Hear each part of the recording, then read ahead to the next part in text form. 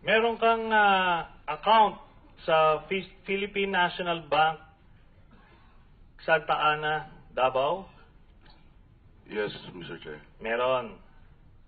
Account number 306-949-00020. Ganun po ba? Mr. Chair, do I have to answer this irrelevant question? If you wish to answer, you may do so. I refuse to answer anymore, Mr. Chair. Bakit nyo nire-refuse? Wala namang... It's up to us to determine what is relevant or Because, not. Mr. Chair, this is not part of the inquiry. Well, I will tell you kung paano magiging ano yan. I will drive at that point later. Meron ka bang bangko sa Rizal Commercial Banking Corporation, RCBC? Mr. Chair, I refuse to answer.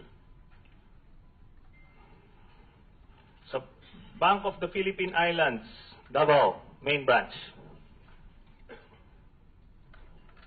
Mr. Chair, I refuse to answer. Bakit?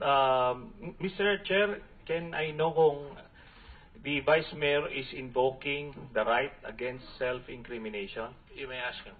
You cannot outrightly refuse. I am invoking the right to privacy, Mr. Chair. Which part of the rules, Mr. Chair, that the resource person can invoke the right to privacy? Because I have the rules.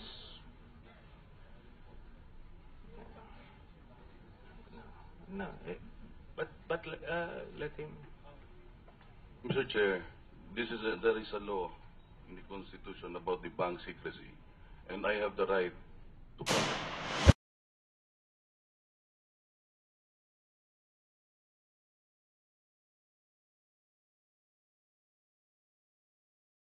Meron ka bang tato sa likod mo? Meron po, Mr. Chair.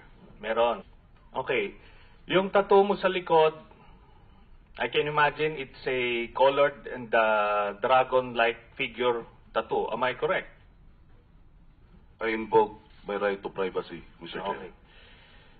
Well, ito pong informasyon na ito ay itong intelligence information na ito ay ibinigay sa akin ng isang foreign country na ang sinasabi ay itong si Vice Mayor Paulo Duterte ay member ng Triad at ito, ang proof ng kanyang membership ay yung tattoo sa likod.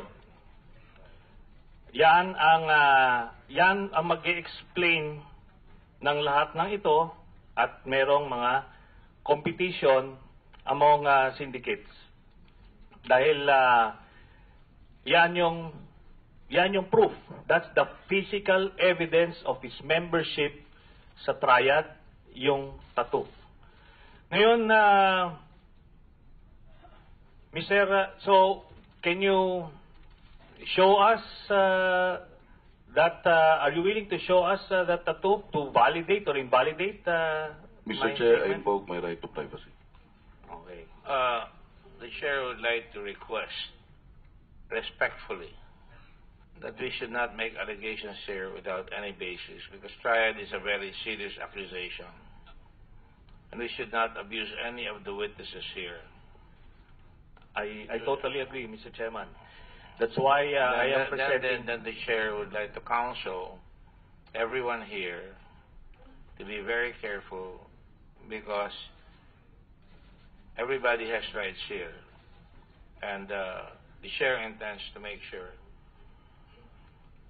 that we respect those rights. Thank you very much, Mr. Chairman. That's why I'm going to present the evidence of my allegation, which is written and printed and tattooed on the back of Mr. Paulo Duterte, because that's the membership of Triads, Mr. Chairman. So I'm not making any baseless allegations here. This intelligence information was handed down to me from a foreign country, and na-validate naman, in-admit naman ni Mr. Paulo Duterte. I wouldn't have any way of knowing na meron siyang ganun tattoo. But yun ang sinasabi ng Intel report. The membership is printed there, Mr. Chairman.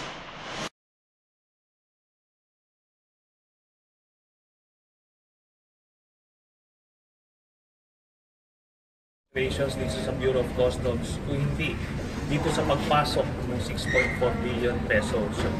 Sir, paano kung hindi sumagot? Paano kung mag-invoke ng right against self-incrimination?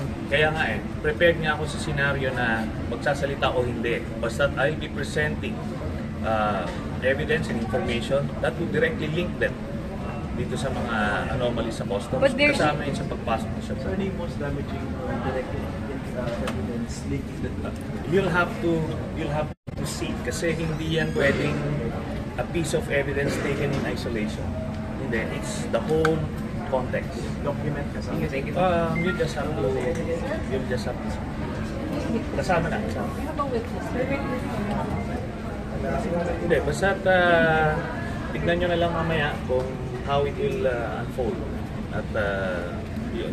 But there's no way na mapipilit silang magsalita, sir, no? Because that's their right, if ever they invoke. Titignan natin. Kasi, kunyari, tatanungin ko yung pangalan niya. Anong incriminating doon? There's nothing incriminating about it. Sabi ni Presidente kahapon, ang bili niya dun sa nagaw, magsabi ng totoo. Hindi expected Si Duterte mismo hindi nagsasabi ng totoo eh. So baka yung sinabi niya na yan, pang-media lang yan. No? Based sa aking information, tatlong gabi na sila nag-brainstorming sa Malacanang kung paano nila i-handle ito eh. And we'll see kung effective yung kanilang strategy. And before, magra-round po ba kayo ng Senator Gordon? O pwede ba iwasan mo? I will not be distracted by that. The objective here this morning is mailabas yung katotohanan, and that is what I intend to do.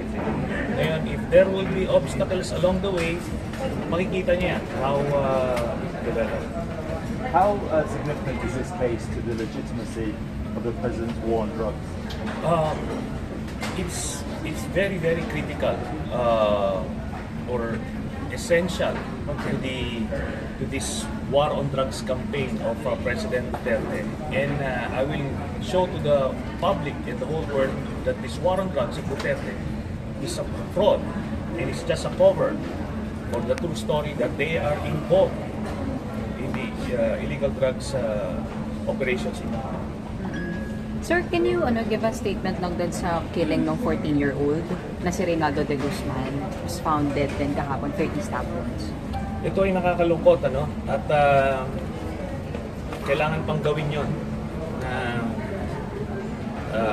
para lang wala nang magtitistigo ay gagawin nila yung karumal-dumal na pangyayari niyo. Pero alam nyo, ito lang yung mga napapansin natin. Pero mahigit 10,000 na yung mga pinatay. At lahat yan sila may ganyan din storya. Mga inosente mga tao na napagsuspetsahan lang at ito nga, pinagpapapatay. So sana mamulat na yung mga kababayan natin na hindi na pwede itong ganitong sistema. At sa atin dito, kung ano tayo, talagang desidido tayong sumpuin yung illegal na droga, dun sa kapulisan, huliin nyo. Diba? At kasuhan ninyo, ipaturo nyo kung sino yung drug lord na nagsusupply sa kanila at gawa ng kaso, huliin din natin. Non-bailable naman yan. Kaso nga, dito makikita natin, malalaman natin kung bakit. Dahil sila mismo ay ando doon, Sir, ay involved. back to the hearing, sir. Will there be other members of the minority who will attend? Or kayo lang ulit ni Senator Gordon? Hindi naman napag-usapan yun.